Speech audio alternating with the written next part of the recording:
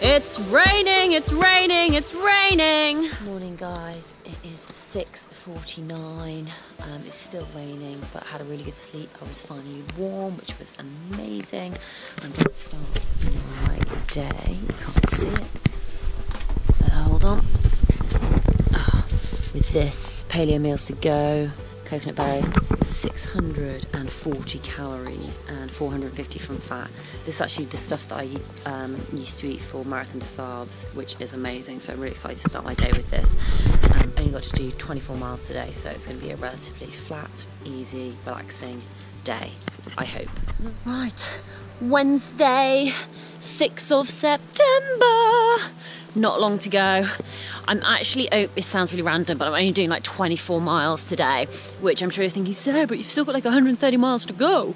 The reason is that the next 24 miles gets me to the next shelter, which is at low elevation, and last night I was so much warmer than I've been for like the past couple of weeks or so, and I just, you know, I didn't sleep amazingly well, but I was warm, and that for me is just a huge thing. So I'd rather sleep at low elevation and then the following day like do an extra 6 miles, say.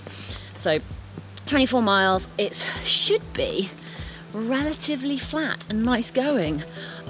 I hope, but occasionally you come across, it's like roots and stuff, and these when wet are just super slippy. What else do I need to tell you? Yeah, like I'm just feeling good, feeling positive, feeling strong. Yeah, it's pretty amazing. Like all the leaves are starting to change colour and it's all looking pretty gorgeous. I'm hoping I don't get too wet today, but I just think, you know, not long to go, like 4 or 5 days to go, and then four days to go, and I will be there. Okay, let's do this. I've just done a major stack and just fallen into that pile of mud. Oh no, like I think on my bum, and oh god, flipping heck. I couldn't get myself out, and you can see my left foot, oh my hand. This is why it's slippery on the rocks. Yeah, about 11:15, so covered in mud. Now I'm soaked through. It is what it is. Keep on following the blaze. Is this the start of the 100-mile wilderness? There are no places to obtain supplies or get help until Sables Bridge, 100 miles north. Do not attempt this section unless you have a minimum of 10-day supplies and are fully equipped. It's the longest wilderness section of the entire 18. It's difficult, should not be underestimated. Good hiking. Ooh, maybe this is the start of the 100-day wilderness. Well, I'm not doing it in 10 days. I'm doing it in 5, and I've got supplies. Let's go see what this is like. Woohoo!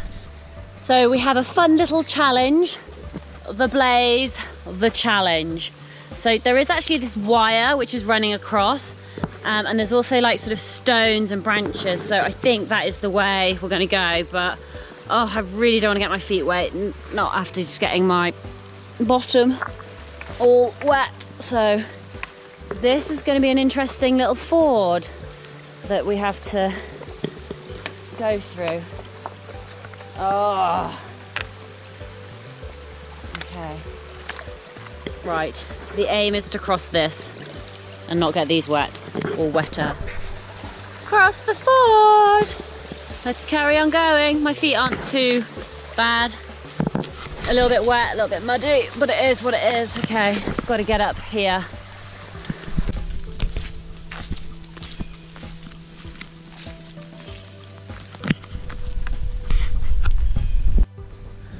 Right guys, so I've come to this beautiful lake. It's sort of stopped raining. Beautiful red tree.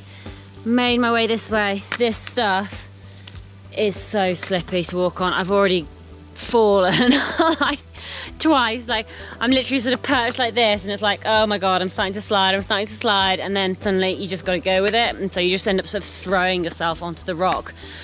I've done about 12 miles, got another 12 miles to go.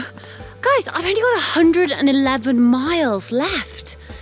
It's just mind-boggling, and by the time I get to the shelter where I'm going today, there'll be less than 100 miles to go.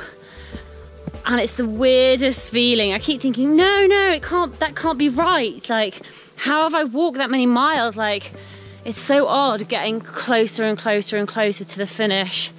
Yeah, because like before I was just thinking, yeah, this is the 100-mile wilderness, and I was thinking, God, that's really strange. Like, I don't feel as though I should be here in terms of like, how have I reached it like already? Like, the time is just flying by. These routes are proving to be particularly challenging in this weather. Like, I really wanted to bash out these miles really quickly, and to be honest, it's sort of not happening. Like, I'm having to go so slowly with foot placement, and my I'll have to show you my elbow later. Like, it's just all bruised, and like my hands are starting, because of the water, you know what happens, you start to lose all your it just really hurts when you're gripping your poles and stuff. But I'm not complaining. It's a good day. Final few days, guys. Like, I sort of want to try and stay in the moment, but I'm starting to think about what's going to happen when I finish and see my family, and staying in this incredible hotel in Boston. And yeah, it's just going to be really interesting when I'm no longer living in the woods. And look at my raincoat. Like, it's covered in more duct tape than actual like waterproof stuff. Like everything I own is disintegrating. Like, okay, let's carry on. Here we go. I'm not gonna lie, this is pretty miserable. I'm sat here eating more food. It's all I've done today is eat. This is like the downhill, but it's not, it's uphill. Like, if you look at like the elevation map, it's like all flat. I've been climbing for like the last hour. I mean, it's obviously not as bad as the whites, but it's all this like ledge type material. Well, isn't this depressing? I'm just sat getting wet, eating. 6 miles, 6 miles, 6 miles. This is what I was expecting the 100-mile wilderness to be like. Fast and flat, good ground, easy to move. So fingers crossed it stays like this for a little bit longer. That means I can easily bash out a few more miles. Appalachian Trail North. Here we go. Now let's have a look where the blazes are, shall we? The blazes are on the other side over there. How am I meant to cross this? Like, in all seriousness, like,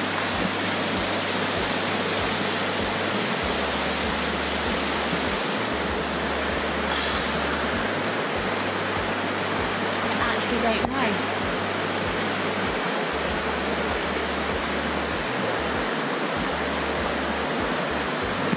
Okay, this is going to be fun. I've just spotted somebody on the other side. Hey! How are you going to cross it? Where is he?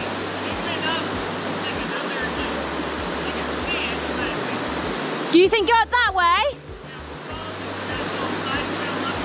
Yeah?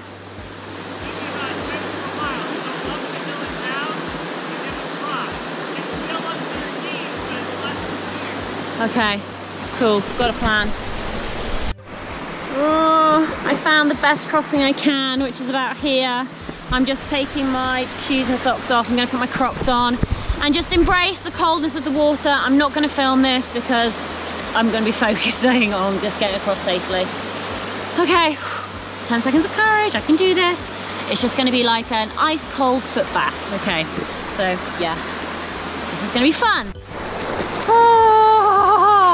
So I've just made it across from there. I am like 4 steps from the shore. It's actually quite nice being in the cold water, but all I've been saying to myself is focus, focus, focus, 1 step at a time. So 4 more steps, I'm gonna make it. Okay. Woo-hoo!